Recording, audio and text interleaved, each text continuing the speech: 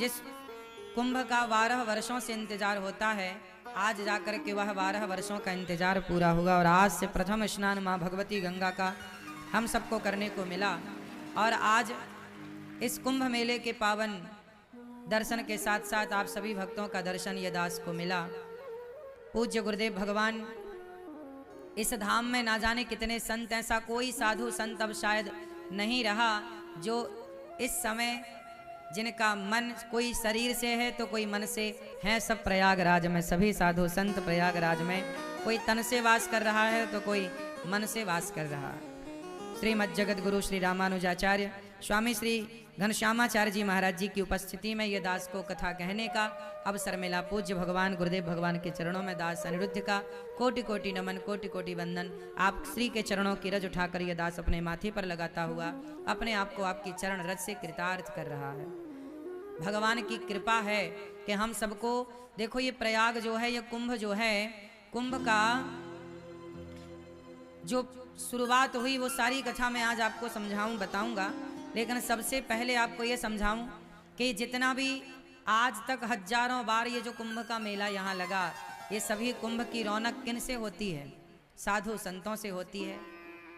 कहते हैं ना कि संतों की चरण रज ना मिले, संतों की करुणा कृपा ना मिले, संतों की वाणी से भगवान की कथा ना मिले तो धाम में जाना अधूरा रह जाता है। धाम थोड़ा अधूरा सा रहता है।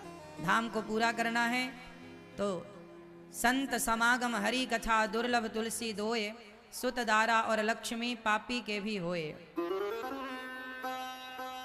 संत समागम हरि कथा, संतों का दर्शन और भगवान की कथा, यही दो चीजें अनमोल हैं। वरना सुत मतलब बेटा, दारा मतलब पत्नी, लक्ष्मी मतलब धन। बेटा पत्नी पैसा तो पापी के घर भी होता है, पर संतों का आगमन और भगवान की कथा हमेशा पुण्यात्मा को ही प्राप्त होता है। तो आप सभी बड़े पुण्यात्मा हैं कि आप सब कुंभ के मेले में बैठ करके भागवत जी की कथा कहने सुनने का लाभ ले रहे हैं। और ये दास अनिरुद्ध को भी प्रथम बार कुंभ मेले में इस तरह से कथा की शुरुआत करने का, कथा कहने का दास को मौका मिला। और आज से गौरी गोपाल भगवान की कृपा से वृंदावन में तो अखंड गौरी गोपाल जी की रसोई चल ही रही है। लेकिन प्रयागराज ने, गंगा मैया ने प्रेरणा दी कि कुंभ में जो करोड़ों भक्त आएंगे, उन भक्तों के लिए भी गौरी गोपाल भगवान की ओर से हजारों भक्तों को भोजन प्रसादी की व्यवस्था हो। तो आज से यहाँ पर 45 दिन के लिए, जब तक ये कुंभ का मेला है तब तक के लिए अखंड रसोई, अखंड अन्न क्षेत्र वृंदावन में तो बट ही रहा है। गौरी गोपाल जी की रसोई और अन्न क्षेत्र, आज से यहाँ भी अन्न क्षेत्र प्रारंभ हो गया है। जो अखंड गौरी गोपाल भगवान का अन्न क्षेत्र, जो कि अखंड प्रयाग में कुंभ के इस पावन मेले पर सबको प्रसादी दे करके, सबकी अन्न की सेवा करके, करा करके ये पुण्य के भागीदार आप सब बनेंगे। तो मेरी आप सबसे विनती और प्रार्थना है कि आप लोग भी इस अन्नदान से पीछे ना रहिएगा। प्रयागराज में कुंभ के मेले में जो ये अखंड रसोई चल रही है गौरी गोपाल भगवान की, हजारों साधु संत से लेकर हजारों दर्शनार्थी भक्तजन जो गंगा में डुबकी लगा रहे हैं वो प्रसाद पाएं। तो हमारा और आपका तो अन्न जब कोई भक्त खाकर के डुबकी लगाए तो उसका पुण्य हमें भी प्राप्त होता है। इसलिए ये पुण्य की गंगा है। आपकी भी अन्न क्षेत्र यहाँ गौरी गोपाल भगवान की ओर से जो बट रहा है, आपकी भी सहभागिता हो, आपका भी योगदान इसमें हो तो अच्छा है कि आपका भी अन्न भक्तजन खाएं और जीवन को कृतार्थ करें। ये सेवा है। अन्य सेवा से बड़ी कौन सी सेवा होगी? और ये तो भगवान ने बड़ी करुणा कृपा की कि हम सबसे ये सब कुछ सेवा ठाकुर जी ले रहे हैं। वरना कई लोग ऐसे हैं कि सेवा देने को तैयार हैं लेकिन लेने वाला कोई नहीं है। ये तो बड़ी कृपा है कि भगवान ने आपको देने लायक भी बनाया है कि आप भी दें। तो कुंभ मेले में आपका भी ये गौरी गोपाल भगवान का जो अन्न क्षेत्र बट रहा है, इस अन्न यज्ञ में आपकी भी सहयोग की आहुति लगे और आप भी अपनी बेटी के नाम से, बेटे के नाम से, माता पिता के नाम से यहाँ भी अन्नदान, अन्न क्षेत्र बंटवाकर पुण्य के भागीदार बने। आप जहाँ हैं वहीं से कुंभ में नहीं आ पाए तो मानसिक प्रणाम करें और आपका भी अन्न यहाँ तक पहुँचे ऐसा प्रयास करें। आए हैं तो आकर सेवा करें, अपने हाथ से सेवा करें। ये आज से यहाँ की सेवा स्टार्ट हुई। प्रिय भक्तों, ये कथा सेक्टर 17 में जो हम प्रयागराज में बैठे हैं अभी सेक्टर 17 में वासुकी नांग रोड, तुलसी चौराहा, श्री रामानुज नगर, श्री लक्ष्मी नारायण मंदिर, अलोपी बाग, प्रयागराज कुंभ मेला।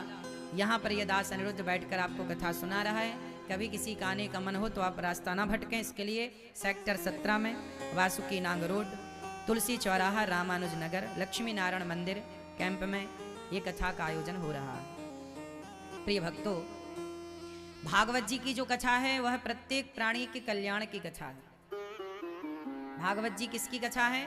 प्रत्येक प्राणी के कल्याण की। और आज हम कितने भाग्यशाली हैं कि कुंभ के मेले में बैठकर, जहां अब ये कुंभ क्यों लगता है, 12 वर्ष में एक बार क्यों आता है, इसका भी विज्ञान में आपको बताऊं। देखिए, विज्ञान साइंटिस्टों को, वैज्ञानिकों को आज पता चला कि बृहस्पति का चक्कर 12 वर्षों का होता है। हमारे ऋषि मुनियों को हजारों साल पहले पता लग गया कि जब बृहस्पति का एक चक्कर पूरा होता है, बृहस्पति की एक परिक्रमा जब पूरी होती है तो 12 वर्ष में पूरी होती है।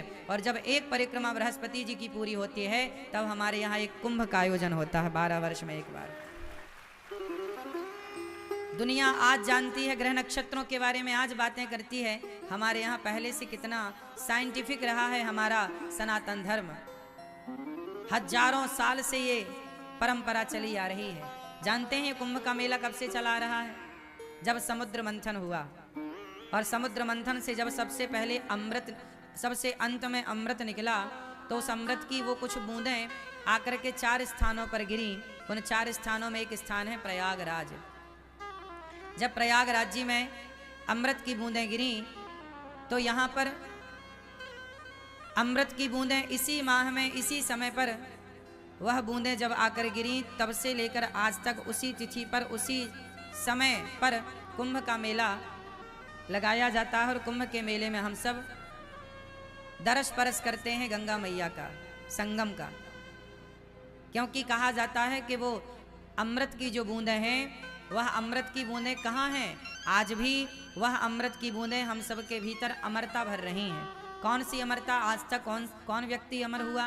देखो, इस पूरे कथाक्रम को मैं आपको बहुत सहजता और सरलता से समझाऊं तो बहुत प्रेम से समझना पड़ेगा समुद्र मंथन को। अच्छा, एक बात बताओ, जब समुद्र मंथन हुआ तो सबसे पहले क्या निकला? अमृत निकला कि विष निकला? क्या निकला? पहले निकला विष, आखिरी में निकला अमृत। जब आखिरी में अमृत निकला तो क्या हुआ जानते हैं? आखिरी में अमृत जब निकला तो आखिरी में अमृत निकला ना, पहले क्या निकला? विष। इसका अर्थ है कि जो प्रयागराज में कुंभ लगता है, ये समाज को यह मैसेज देता है कि कुंभ का मेला अमृत की बूंदों के कारण मनाया जाता है, लेकिन इस अमृत की बूंदों तक पहुंचने के लिए पहले आपको उस विष से भी तो गुजरना पड़ेगा। कौन सा विष? जीवन में जब कठिनाई आए, जीवन में जब समस्याएं आए तो घबराना मत, क्योंकि उन कठिनाइयों के बाद, उन समस्याओं के बाद